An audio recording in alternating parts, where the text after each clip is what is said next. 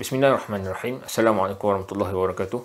Dan salam sejahtera diucapkan kepada semua. Kalau perasan, video sebelum ni aku bedah buku Tauhid for Kids. Kan aku kata dalam set yang aku beli tu dia ada 3 buku kan. Dia ada Tauhid for Kids, Tauhid for Parents. Satu lagi aku tak ingat, nanti aku tunjuk. Untuk video kali ni, aku nak review buku Tauhid for Parents. Tulis kat sini, didiklah anakmu dengan Tauhid. Syekh Muhammad Ibnu Abdul Al-Wahhab Al-Tamimi. Buku ni terjemahan. Diterjemahkan oleh Abu Najla Fariz Zainal. Suntingan dan susun atur Abu Haris Aiman Bana. Cetakan pertama 2022 lah. Buku ni adalah terjemahan daripada satu kitab yang ditulis oleh dengan judul Ta'lim Al-Sibyan Al-Tauhid. Syekh Muhammad bin Abdul Wahhab menjadikan anak-anak kecil sebagai tumpuan utama risalah ini dipelajari. Namun ini tidak bermakna golongan dewasa juga luput daripada mengambil faedah daripadanya. Bahkan ia sangat molek menjadi bekal ulang kaji dan pemantapan ilmu tauhid seorang Muslim. Caranya penulis asal ini iaitu Syekh Muhammad Abdul Wahhab Al-Tamimi. Dia namakan kitab ni Ta'lim Al-Sibyan Al-Tauhid. Sorry kalau aku sebut bukan dengan makhraj bahasa Arab yang betul. Dan diterjemahkan oleh Abu Najla Faris Zainal. Dia tulislah Tauhid for Parents, pendidikan tauhid yang wajib disampaikan oleh ibu ayah kepada semua anaknya. Serta dia lebih kepada persoalan juga. Kalau Tauhid for Kids pun dia fokus kepada soalan-soalan yang basic. Yang ni pun soalan-soalan yang basic. Contoh dia macam soalan pertama. Apabila anda ditanya siapa Tuhan kamu, maka jawablah Tuhanku ialah Allah. Tu dia main pada soalan yang berat. Tuhan tu apa? Dia define lah dia apa Tuhan tu apa. Dan kalau kita relate dengan surah Al-Fatihah, definisi itu tak ada masalah. Dia main kepada soalan ketiga. Apabila anda ditanya dengan apa kamu mengenali Tuhanmu, benda basic kita tahu, kita tengok alam dan sebagainya. Dia kata maka jawablah saya mengenali Tuhan dengan melihat tanda-tanda kekuasaannya dan penciptaannya, dan di antara tanda-tanda kekuasaannya ialah malam dan siang, matahari dan bulan. Ada soalan 4. Apabila ditanyakan kepada kamu untuk apa kamu diciptakan, macam biasa ayat Quran yang biasa kita dengar, surah Az-Zariyat ayat 56, wa ma khalaqtul jinna wal insa illa liya'budun. Dan ingatlah, aku tidak menciptakan jin dan manusia melainkan untuk mereka menyembah dan beribadat kepadaku. Dia menyembah dan beribadat. Illa liya'budun. Ya'budun tu dia terjemahkan kepada menyembah dan beribadat. Dia letak menyembah dan beribadat tu bagi aku definisi dia melengkapi lah. Dan dia letak maksud syirik tu apa, maksud ibadat tu apa. Aku suka jugalah dia punya maksud ibadat tu. Dia letak ibadah pula bermaksud nama yang merangkumi semua perkara yang disukai dan diredai Allah Subhanahu Wa Taala daripada perbuatan dan perkataan zahir dan batin. Dia luahlah definisi ibadah tu. Sebelum aku masuk kepada benda yang aku nak kritik ataupun aku nak cadangkan benda lain lah, kita tengok dululah benda-benda yang bagus. Dia bagi kita maksud taghut tu apa dia. Kita duduk dengar dalam ayat Quran kan. Soalan kelima, dia kata apabila ditanyakan kepada kamu apakah agama kamu, jawapan agamaku Islam. Islam ni maksud apa? Penyerahan diri dan sebagainya. Lepas tu dalam muka surat 21 ditulis sebesar-besar perkara yang disuruh oleh Allah adalah tauhid dan sebesar-besar perkara yang dilarang oleh Allah adalah syirik. Itu kita tahu. Tapi sekadar sebagai satu ulang kaji untuk kita semua insya-Allah. Dan macam mana pun dia kena mai kepada soalan ke-6. Dan sekiranya ditanyakan kepadamu siapakah nabimu, maka katakanlah nabi kami adalah Muhammad bin Abdullah bin Abdul Muttalib bin Hashim bin Abdul Manaf. Dia persoalan tentang nabi ni siapa adalah sangat-sangat penting, dan bukti kenabian Nabi Muhammad SAW sangat-sangat penting. Kamu boleh tengok dekat dalam channel Surgeon di Clubhouse. Boleh tengok. Kami ada satu rakaman. Kami sembang dengan Ustaz Amirul Ashraf Fazil. Kami sembang dengan dia. Dia cerita tentang bukti kenabian Nabi Muhammad SAW. Bukti kenabian tu yang dia bawa tu sangat-sangat eye opener untuk aku. Boleh dengar penjelasan dia dalam tu.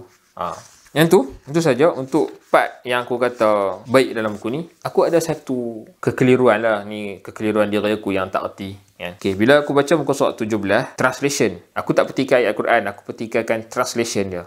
Mungkin aku tak faham. Ataupun mungkin translation ni perlu something to upgrade dan sebagainya. Okay, dia bawa surah Al-Mu'minun ayat 117. Surah betul, ayat betul, tak ada masalah. Cuma bila dia sebut kat sini, dia kata sesiapa yang menyembah Tuhan yang lain, dalam translation tu lah, dia kata sesiapa yang menyembah Tuhan yang lain bersama-sama Allah dengan tidak berdasarkan sebarang keterangan mengenainya, maka sesungguhnya hitungannya dan balasan amalnya yang jahat itu disediakan di sisi Tuhannya. Sesungguhnya orang-orang yang kafir tidak akan berjaya. Aku ulang sekali lagi ya.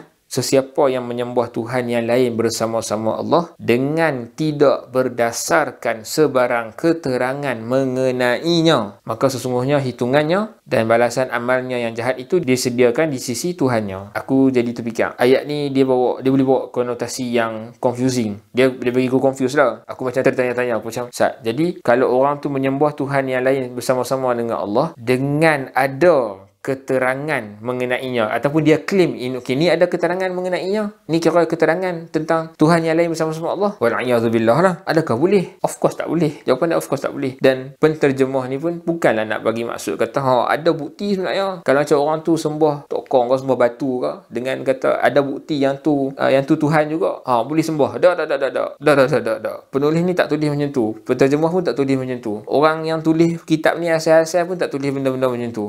Masalah dia pada aku susah nak faham. Aku tak apa nak dapat dan aku boleh confuse.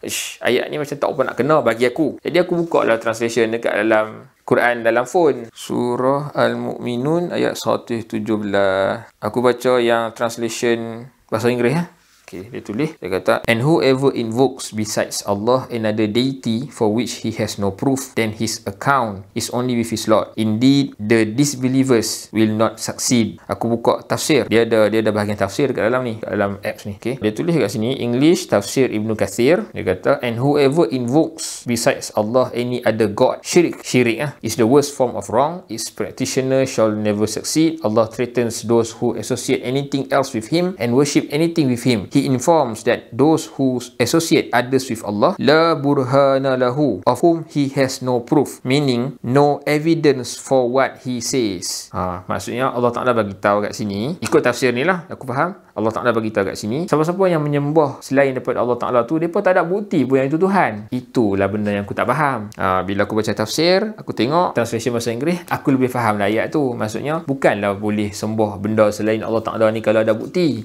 Bukan maksud tu. Dan penulis, aku sekali lagi aku kata, penulis kitab yang asal, penterjemah, tak mau cakap macam tu pun. Nak bawa tauhid, bukan benda, ini bukan tauhid. Kalau sebut boleh menyembah selain daripada Allah dengan bukti, itu bukan tauhid. Tapi bila main translation dalam bahasa Melayu ni membuatkan aku sedikit keliru. Jadi aku tengok translation bahasa Inggeris, aku tengok dalam tafsir, aku dah faham dah. Benda tu menjelaskan sedikit sebanyak lah. Mungkin lah kot, kalau kritikan aku ni bermakna, valid, mungkin boleh tukar translation ni sikit. Translation ni mungkin boleh tukar sikit. Mungkin ada, yalah, dengan kepandangan orang yang menterjemah, boleh letak ada perkataan lain yang mungkin kurangkan kekeliruan dalam kalangan orang awam macam aku. All in all, aku rasa Tauhid for Parents ni pun buku yang bagus tentang Tauhid, dan dia tak serta pasal syirik pun. Maksud aku, dia tak menggalakkan syirik pun. Jadi, bolehlah nak try baca. Dapatkan daripada Baitur Rahman Publication. Waktu PBLKL dulu, dia buat promosi lah. 3 buku tu RM50. So, 2 buku ni aku dah review. Buku lagi satu menyusul kot. InsyaAllah bagi aku baca dulu. Aku tak boleh baca lagi. Aku tak start baca lagi pun. Wallahualam. Assalamualaikum warahmatullahi wabarakatuh. Buku Surgeon. Analyze, scrutinize, criticize. Assalamualaikum warahmatullahi wabarakatuh.